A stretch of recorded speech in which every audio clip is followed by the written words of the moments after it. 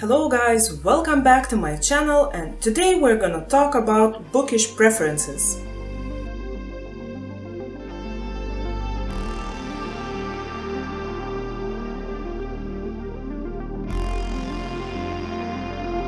This kind of a tag is inspired by another booktuber.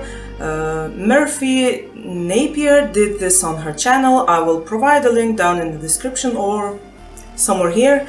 I love the idea, and it has some really great questions that we sometimes forget to think about. So I loved it, and yeah, I borrowed the questions.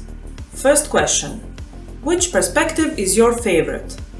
First person, third person, and don't forget the multiple character point of views. So my favorite would be third person. Lately I've been reading, I think, way too many books that are written in first person, even some books that have multiple point of views in first person, and I am writing my own book in first person, but I'm seeing the limitations, so I prefer the third person, especially the limited one, when you cannot see everything that is happening inside of the character's head, but you can see the feelings, and that's where the show not tell comes in hand. You can see that especially in the books with the first person, where it's more difficult to show not tell things, because the person is feeling and it's kind of saying stuff inside their head when they're noticing something, all the details, and they are saying it to themselves. Oh, look how this looks like, or that.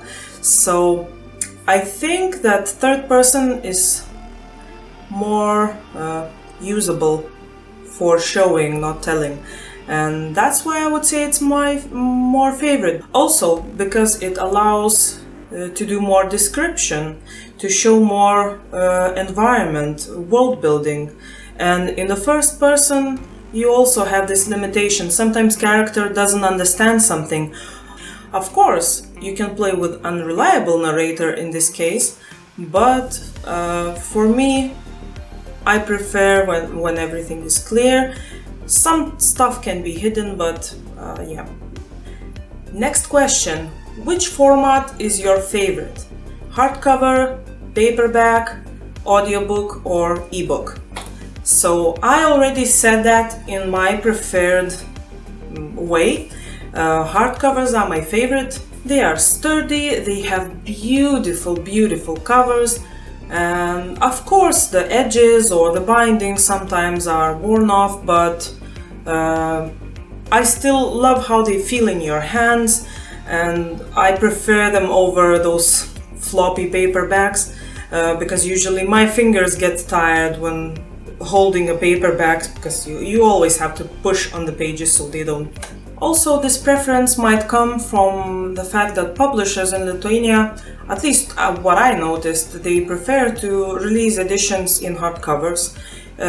For example, if there's some nice book being translated, and usually out abroad they are in paperback and all the formats available. But here in Lithuania, since editions usually are much smaller because we are a small country, I think publishers prefer hardcover because the book is more expensive, and people gotta eat and they want profit. Then goes paperbacks, and as I said, I prefer hardcovers over them. I still prefer a physical book over all the electronic options. I would say that audiobooks and paperbacks for me are almost a tie, and maybe even audiobooks are starting to take over, because lately I've been reading some really nicely done audiobooks, and let's say with full cast, and this kind of experience, it elevates a book to another level.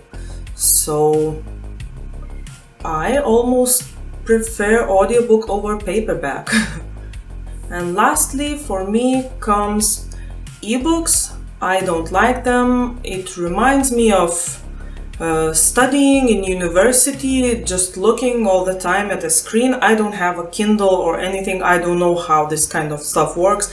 So I imagine reading a book on a screen of my computer. And since we spend so much time in front of the screen, I prefer to look away whenever I can. So ebooks will never find a place in my bookshelves or virtual bookshelves. Question number 4. Do you prefer character-driven or plot-driven book? For me, I think it's more of a mashup of both things, but if it comes to a preference, I would say character-driven books, because if a character is not interesting, it's not interesting to follow it.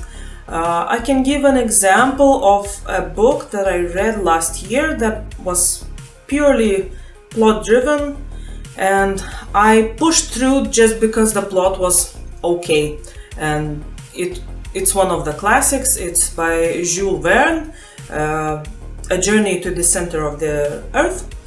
In the story you have two main characters, a scientist and his nephew, kind of a student, and they, of course, they journey to the center of the Earth to find out what's there.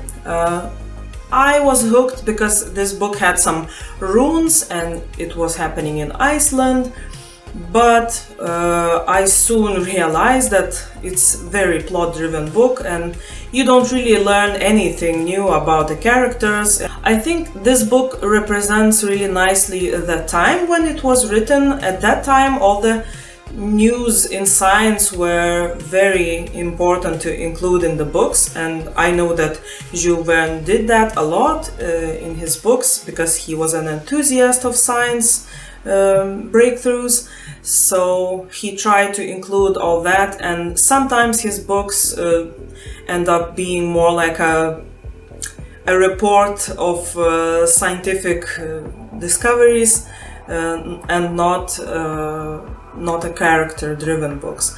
So in this case, I pushed through the book understanding that this was the thing he was doing, and yeah, it ended up, I think, just 3 stars in my book ratings. So the problem with this kind of a book is that the characters are boring.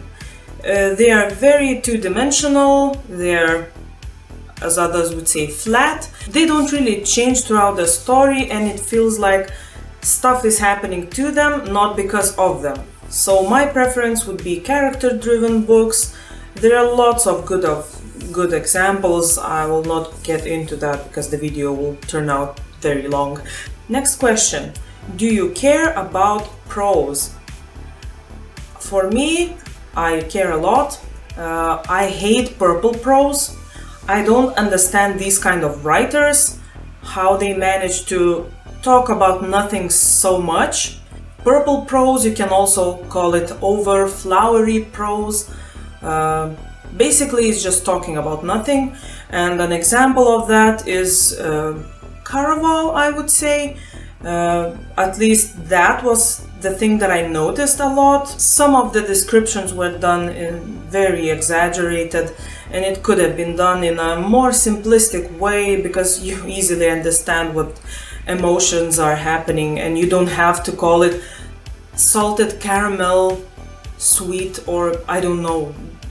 Just that's the one that I remember in the book precisely because it was, I think, repeated a lot. So this salted caramel something, it's ingrained in my mind already. An exception to that, I think, would be Strange the Dreamer.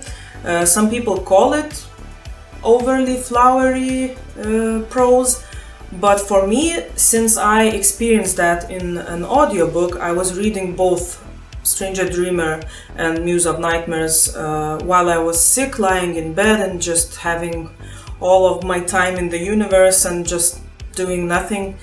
So those books were very nice escape from what I was feeling at the moment. For me, those books are very nice.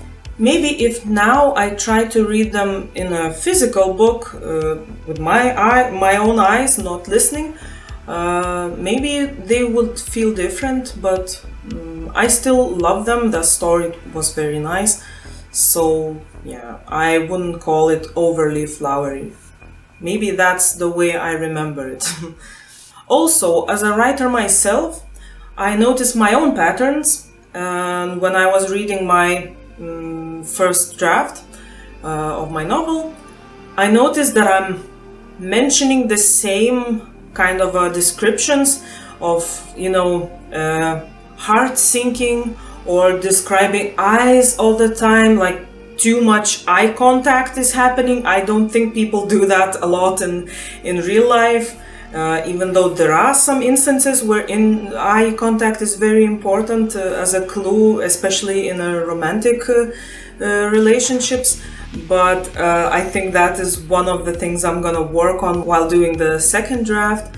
Yeah, that's what I noticed. So for me, prose is very important. I love a more simplistic approach, especially when you can say a lot in just a few words. I think it was said nicely about J.K. Rowling's books. What she did really well with her prose is that she created a simplistic way of describing a character. For example, if you say a lot of brown hair showed up in the room, and you would almost instantly think of Hermione Granger. Or if she said that black oily hair, what comes to mind first is Professor Snape. And with simplistic descriptions like that, I think it's more open for your imagination to imagine a character or a setting. It's much nicer to be involved like that. Okay, let's move on.